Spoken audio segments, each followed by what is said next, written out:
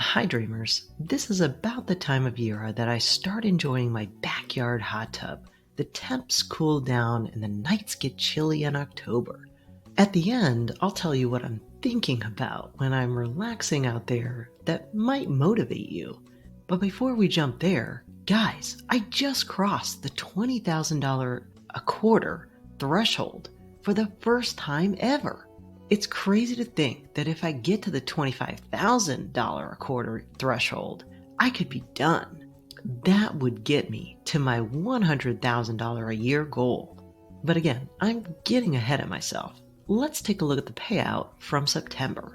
As you can see here, in Q1, my dividend income was $16,754.08, and by Q2, that had grown to $18,196. And so here we are in Q3, breaking that $20,000 mark. Now, that growth has really come from two places. One is my natural dividend growth and raises, and the other big part is all the rotation I've been doing across my stocks, with some rotation out of the stock basket that represents March, June, September, and December. And that finally caught up with me a little bit in September, resulting in about $300 less this quarter than last. I'll show you where the bulk of that came from and how I plan to build that back up. So let's go there next. So here we are in the detail, and you can see that week 3 was the major contributor this month with $2,720. As we take a look at the September detail, it started with Zotis at $1.31, followed by Wells Fargo at $1.92.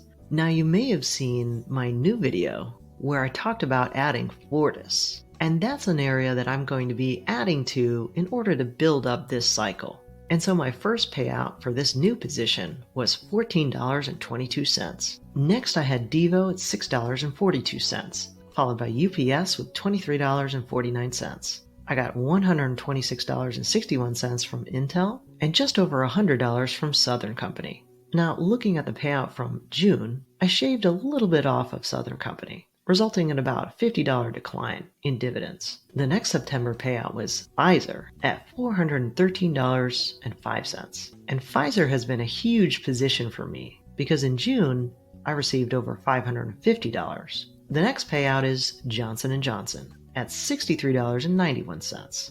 And that is yet another position that I took down relatively recently. It's going to be an interesting road for Johnson & Johnson over the next year as they deal with the legal issues they have around talcum powder and also split into two companies. The next payout I had was Discover, $5.21, and Microsoft at $69.15.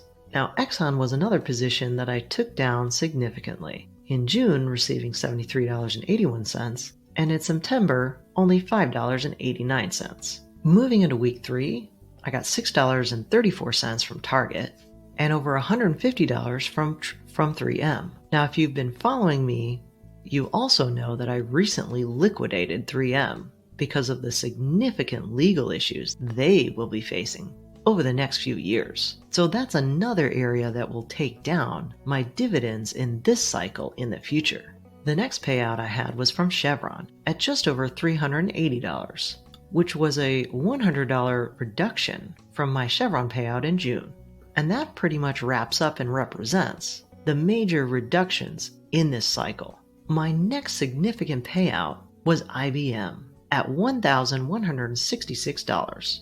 I got $13.24 from Highwood Properties, $168 from MetLife, just over $11 from Nextra Energy, $111 from Prudential, $280 from Realty Income, $54.40 from Stag, $67 from Old Republic, and $306.25 from Duke Energy.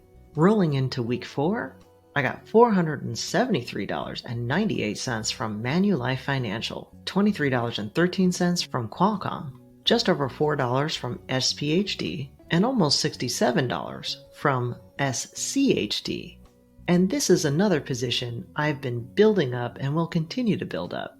As you may remember from my ETF video, I got $19.41 from Vanguard Products, $52.69 from Public Storage, $74.77 from Shaw Communications, $8.35 from T. Rowe Price, $5.94 from Devo, $102.25 from BST. I just broke the $150 mark from Avgo. I got $93.99 from Good, $74.75 from Pepsi, just over $10 from BBN, and lastly, $32.92 from PFG. And so that brings me to one of my favorite charts, the cumulative passive income chart. And you can see that as of September 2022, my dividend income has just crusted over $55,000 as compared to 2021 dividend income in blue of $36,188. And so this year I'm projecting that I will reach over $75,000 in annual dividend income. It's amazing growth given that I have not added one additional dollar to my investments, but rather been taking advantage of the volatility of this year's market, selling some stock when things are high and buying into others that are low. Will I be able to continue this trend? Will I be able to reach that $100,000 a year mark? Well, only time will tell. So as I slip into my hot tub, imagine me as one of those snow monkeys peering over the water. Can you guess what I think about when I'm in there?